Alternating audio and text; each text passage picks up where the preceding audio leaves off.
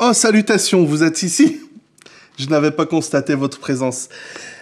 Je sais qu'habituellement je présente ces blablas de Grand Prix uniquement en audio, mais je voudrais vous parler de ceci à la toute fin, parce que alors que la Formule 1 célèbre ses 70 ans, ce bouquin est aussi lourd par son poids que par la riche histoire qu'il porte et qui a été édité en français aux éditions Amphora. Et avec la grosse page d'histoire qui a été écrite ce week-end, je voulais profiter de l'occasion pour en parler. Je vais le poser par terre parce que il est trop chargé en mythologie, en émotions, et j'ai pas envie de casser ma bibliothèque. Enfin, ça pourrait l'écraser, tu vois.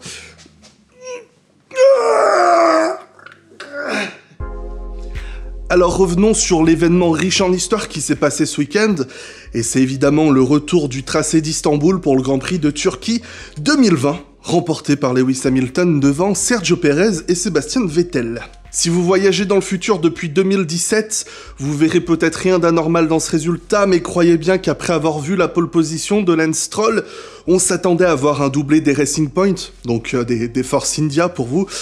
Et puis voilà quoi, Hamilton, Pérez, Vettel, enfin... Vettel et Ferrari sur un podium, c'est un miracle en 2020.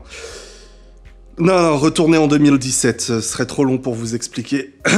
Si on s'attendait à voir une course sympathique pour ce retour en Turquie, je pense qu'on pouvait pas prévoir un tel spectacle tout au long du week-end. La Turquie ne semble pas avoir sa place au calendrier en 2021, mais j'espère vraiment que cette édition pourra peut-être faciliter son retour au championnat dans quelques années, parce que pour moi c'est un des meilleurs tracés modernes. Pas le meilleur peut-être, mais suffisamment riche et intéressant pour mériter d'être en F1 quoi. Et quand je parle de spectacle, ce ne fut peut-être pas un spectacle explosif, mais suffisamment acrobatique pour être amusant.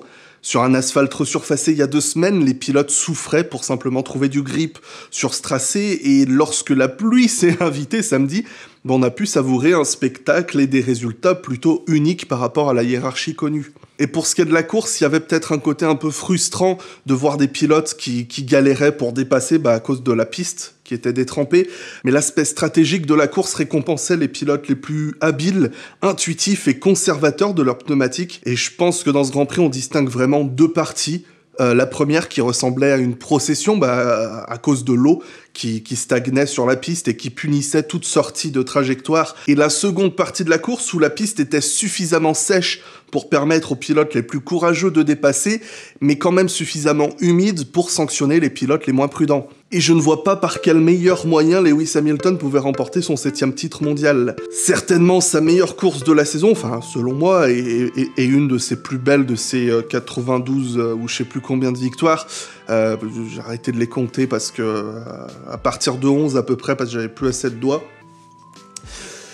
Quand un pilote est dans une telle ère de domination, c'est très facile de dévaluer ses performances, tellement que c'est d'une récurrence assez ennuyante.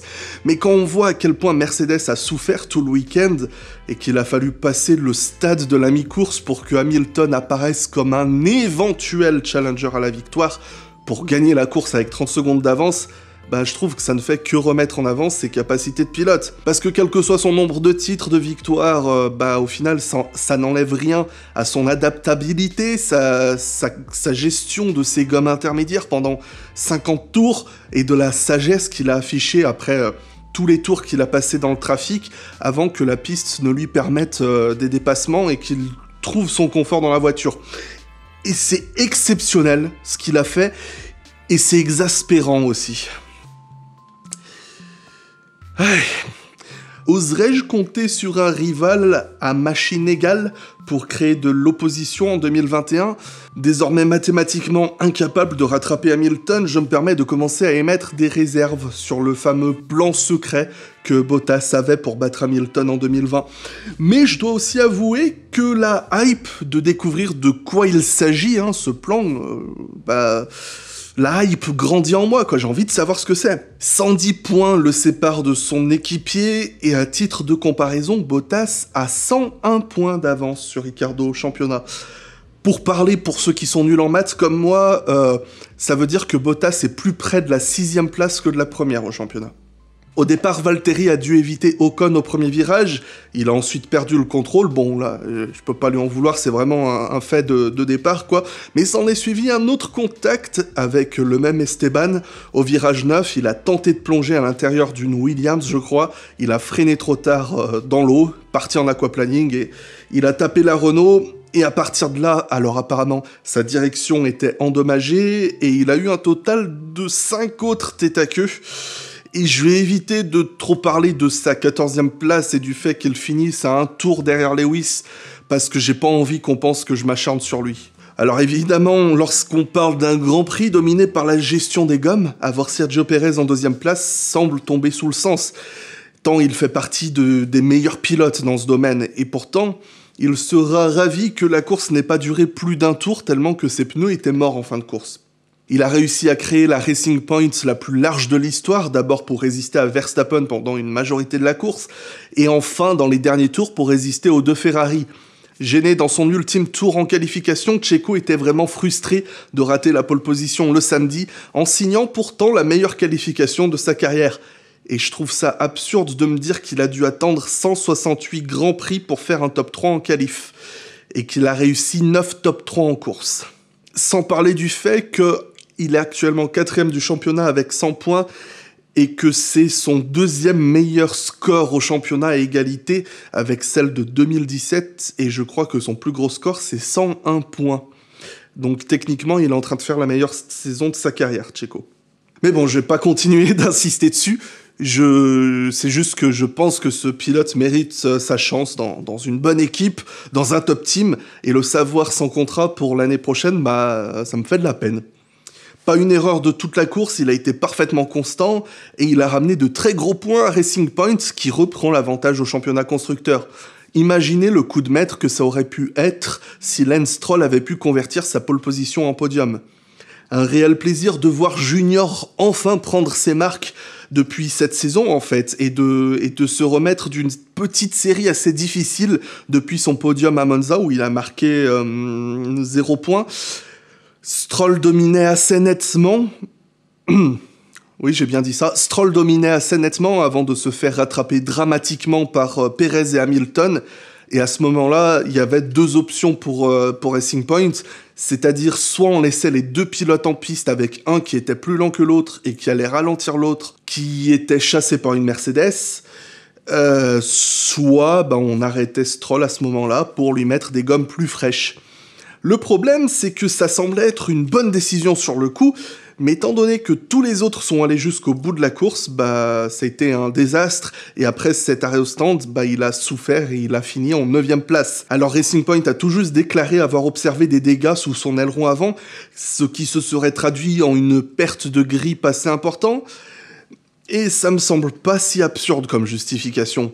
Parce que si concevoir Stroll étant trop gourmand avec ses pneumatiques, ça me semble pas absurde vu les conditions de course, son dernier relais est vraiment difficile à comprendre. Et je dois ajouter un détail important qui est celui de l'étrange usure des pneus aussi.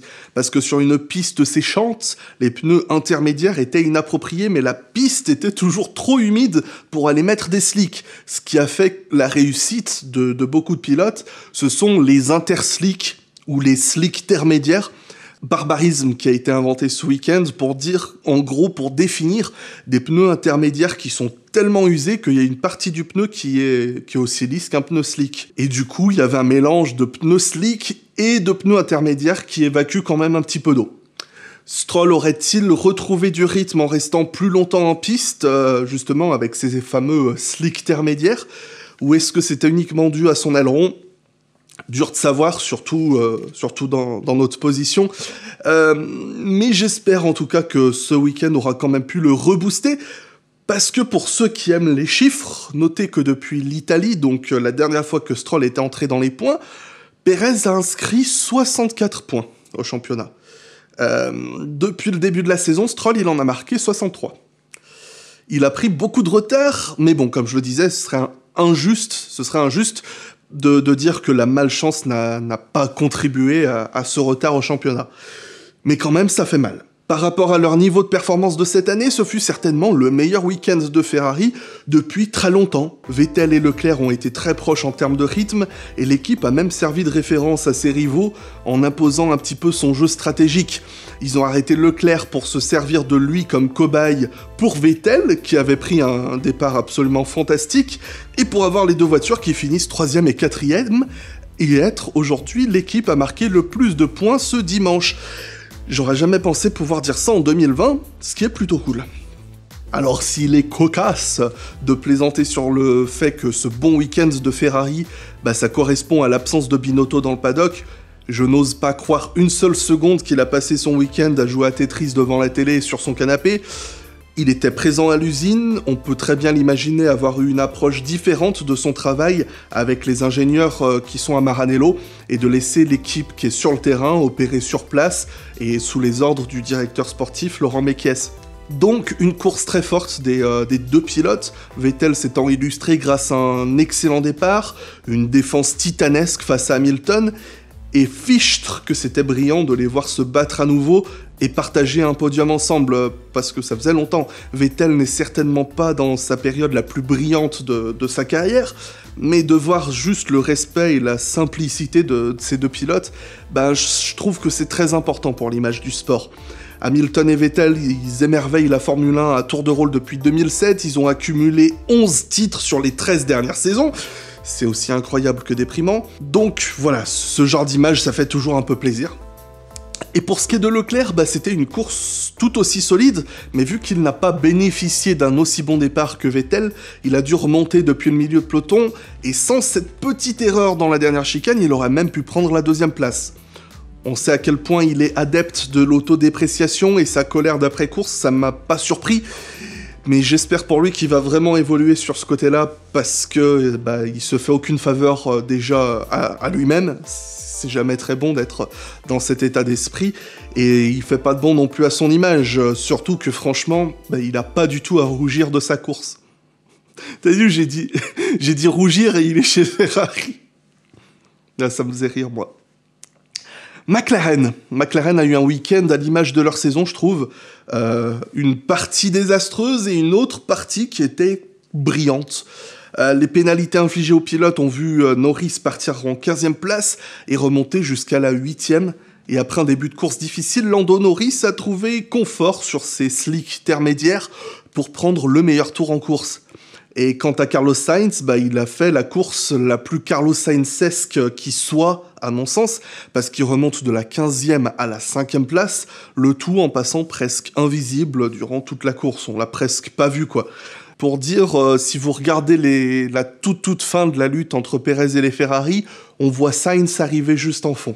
J'ai vraiment hâte de le voir confronté à Leclerc l'an prochain, et pour vraiment voir à quel point Red Bull peuvent regretter de l'avoir abandonné il y a quelques années. C'est la première fois que Verstappen termine une course en dehors du podium cette saison. Et la frustration qu'il a affichée après la course, ça me confirme qu'il avait la voiture en main pour gagner, quoi. La Red Bull semblait très forte tout au long du week-end, et je pense que sans ce tête-à-queue qu'il a fait derrière Perez en essayant de l'attaquer, il aurait pu espérer bien mieux que sa 5e, 6e place finale. Mais dans ce genre de conditions, déjà, je trouve assez difficile de blâmer les pilotes quand ils font des erreurs. Parce que conduire une Formule 1, c'est donné à pratiquement personne. Les conduire dans ces conditions-là, voilà. Donc déjà le fait que tous les pilotes aient terminé la course sans en mettre une seule dans le mur, c'est un miracle. Donc voilà, si un pilote fait un petit tête à queue ou deux pendant la course, on va pas lui taper sur les doigts. Sauf s'il en fait 6. Et il y a aussi le fait que c'est pas la première fois que les pilotes Red Bull ratent leur départ.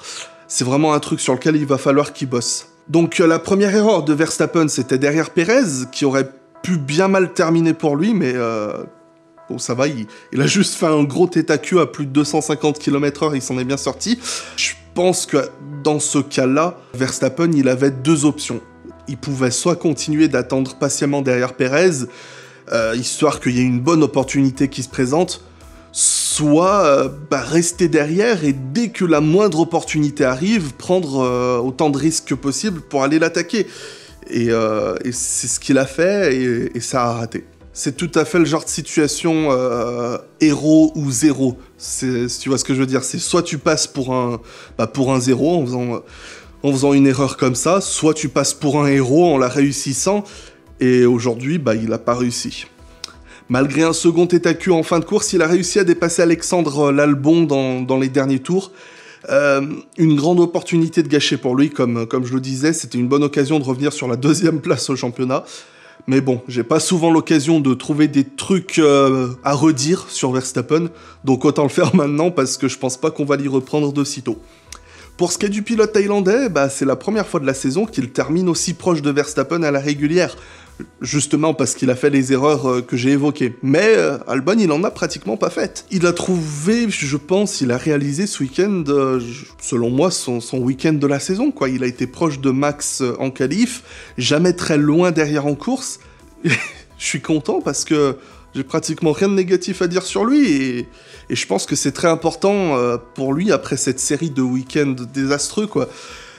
Après, est-ce que son sort est déjà scellé chez Red Bull ou est-ce que Red Bull attend la fin de saison pour faire son choix? Une seule bonne performance comme ça va pas suffire à le sauver, mais bon, il reste 3 épreuves, on verra bien. Ça s'annonçait tellement bien et ça finit tellement mal pour Renault, 5ème sur la grille. Ricciardo n'a pas eu d'autre choix que de percuter son équipier au premier virage, parce que Hamilton, je crois, était à l'intérieur. Et à 3 de front, ça passe pas très souvent dans ce virage. Après ça, Ricciardo, il a beaucoup souffert et au fil de la course, il a fait quelques pirouettes et il a chuté jusqu'à la 10e place. A l'inverse, Ocon a affiché une grande confiance et sans doute, lui aussi, une de ses meilleures performances de la saison et une des plus frustrantes à la fois. Après cet accrochage, il a de nouveau été percuté par Bottas et il a été envoyé en fond de peloton. Il a pourtant bien su remonter pour finir 11e à 10 secondes de son équipier. Encore pas de chance pour lui, mais s'il arrive enfin à continuer sur cette voie, la chance va finir par lui sourire. On l'espère pour lui, parce que au championnat, il est loin, Ricciardo. Et pour conclure avec les figurants, c'est un week-end désastreux pour les Alpha Tauri, enfin, par rapport à leurs habitudes. Aussi bien le samedi, Gasly qui a à peine passé la Q2, Kiat qui ne l'a pas passé. Gasly a été déclassé avant la course parce qu'ils ont trafiqué un peu le moteur avant le départ. Et une course qui est finie assez loin des points avec Kiat 12e et Gasly 13e. Un week-end aussi frustrant pour les Alfa Romeo, pourtant si bien qualifiés, mais il y a eu un abandon mécanique pour Giovinazzi, une énorme souffrance pour Raikkonen qui a terminé 15e. Raikkonen disait de toute façon il n'y avait rien à faire, la voiture tenait pas. Et idem pour les Williams qui ont souffert, surtout Latifi qui a enchaîné les erreurs et les sorties de piste. Il s'est même craché en qualif le samedi. George Russell, quant à lui, est parti des stands après une grosjeannerie dans son tour de mise en grille. Il s'est un petit peu craché, quoi. Et après ça, il a mené une longue course solitaire qu'il a fini 16e. Et Grosjean, pour ce qui est des As, il a aussi galéré comme pas possible. Il a enchaîné les glissades et il a abandonné comme Latifi, sans doute pour pouvoir sauver un peu la mécanique et avoir le droit à un changement gratuit sur certaines pièces. Kevin Magnussen, lui, il est classé 17e et dernier à 3 tours, mais il a aussi rangé la voiture parce que c'était un désastre aussi. Pourtant, c'était un désastre, mais il affichait un très bon rythme et il est en lutte pour les points, oui. Mais il a eu un problème lors de son arrêt au stand qui a tout ruiné, mais je pense qu'il a rien à se reprocher selon moi. Il a fait un super week-end, Magnussen, là où, à l'instar un peu de chez Williams, où d'un côté on avait Russell, on avait Latifi qui galérait, chez As on avait Grosjean et Russell qui s'en est bien sorti, et Magnussen qui s'en est bien sorti. C'est juste qu'il y a eu un problème au stand. Alors, je sais pas vraiment ce qui s'est passé, mais ça ressemblait à une roue mal serrée, en tout cas. Au final, ce fut un Grand Prix riche en action, et je suis sûr que même après l'avoir passé à la loupe, j'ai dû rater des éléments ici ou là, ou alors c'est juste que je les ai pas mentionnés pour aller plus vite. Je crois que j'ai rien oublié, donc Allez, 7 titres de Hamilton, oui. Ah, non, retourne en 2017. Retourne en 2017. Il y en a pour trop longtemps. On va en parler un petit peu. Et je vais commencer en essayant de répondre d'avance à ceux qui souhaiteront avancer un argument qui revient assez souvent. Un argument assez fort, suffisamment fort pour que beaucoup l'appuient. Donc je vais essayer de donner une première réponse à cet argument que certains voudront avancer pour qu'après vous y répondez. L'argument en question, c'est « il a la meilleure voiture ». Je sais pas si c'est exactement dit comme ça, mais c'est ça. Alors, tu dis que, ouais, il a la meilleure voiture. Ouais, et alors? C'est pas de sa faute, le pauvre. Enfin, pas le pauvre, mais c'est pas de sa faute. Enfin, un petit peu, mais pourquoi hein? Déjà, d'abord, c'est incorrect de dire qu'il a la meilleure voiture. C'est un petit peu trop simplifier la F1 moderne. Faut plutôt dire, je pense, qu'il a la meilleure équipe. C'est-à-dire que ça comprend la voiture, le boss, les ingénieurs, les mécanos et les pilotes aussi. Donc c'est vraiment un tout. Mais au final, je comprends pas ce que ça change en fait. Est-ce que cette rhétorique, elle est là pour louer les titres que Schumacher a gagnés chez Jordan, que Senna a gagné avec Toleman ou Jackie Stewart, tout ce qu'il a gagné chez March? Mais est-ce que... Ah, c'est jamais arrivé ça. Mince.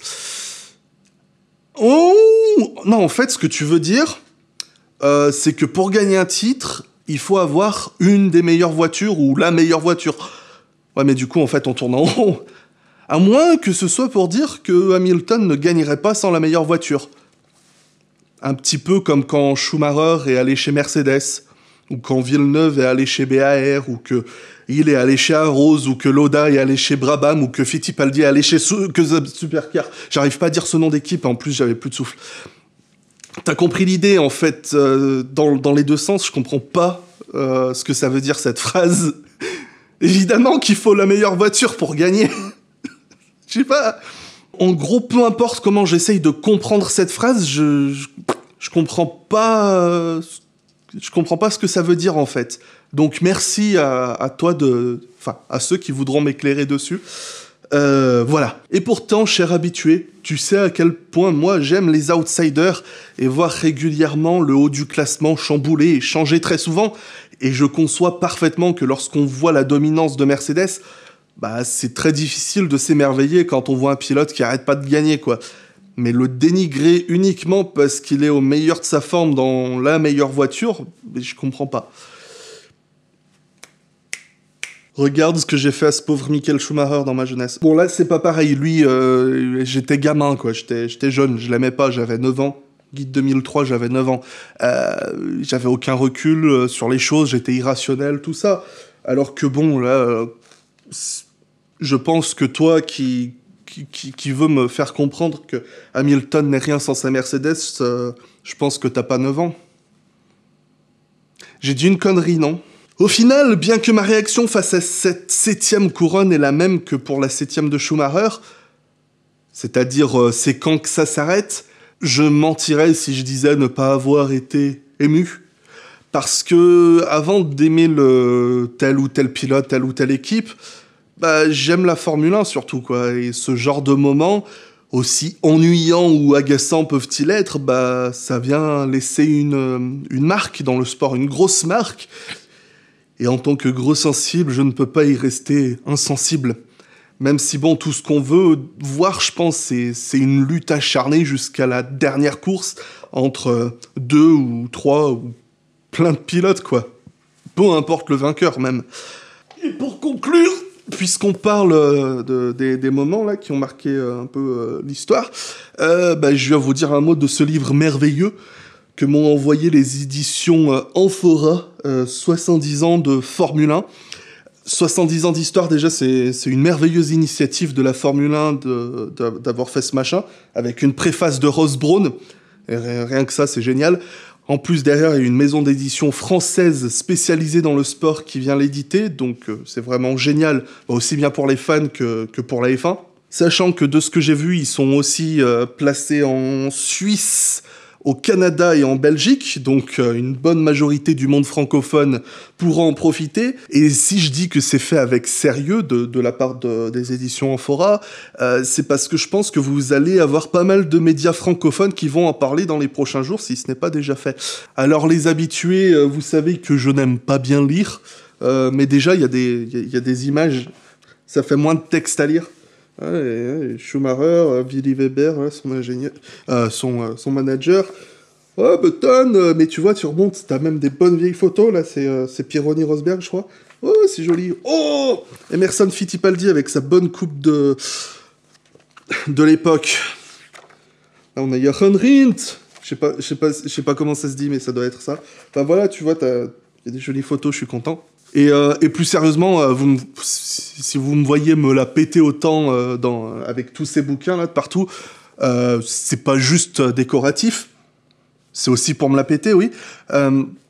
Mais c'est juste parce que c'est à moi, quoi. Parce que du temps où Internet n'était pas vraiment popularisé, bah, les livres, c'était le meilleur truc qu'il y avait que j'avais, en tout cas, pour assouvir ma passion entre deux grands prix. Ouais, celui-là, par exemple, c'était toujours marrant d'avoir des bouquins comme ça, c'est-à-dire qu'ils sont plus vieux que moi, qui ont été faits avant ma naissance. Celui-là, par exemple, c'est un bouquin sur tous les champions du monde. C'est-à-dire tous les champions du monde. Et ça s'arrête à Ayrton Senna.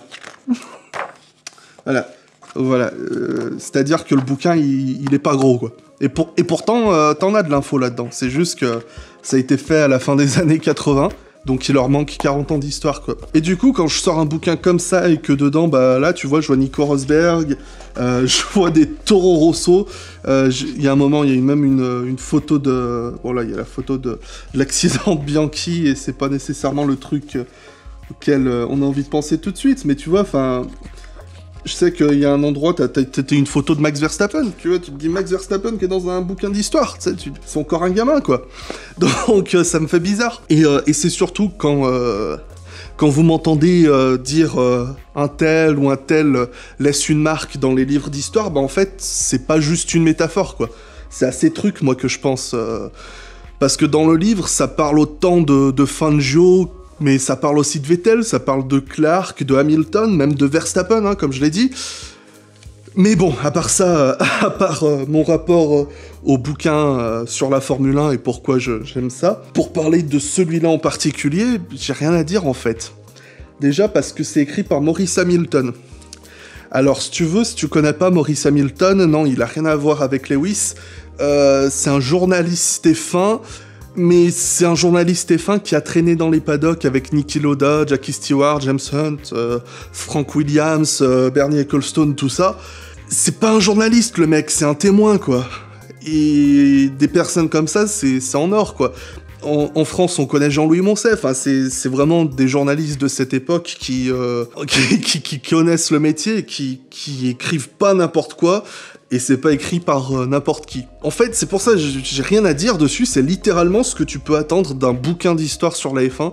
C'est complet, c'est simple, c'est factuel, et avec des jolies photos. Allez, j'arrête avec ce bouquin.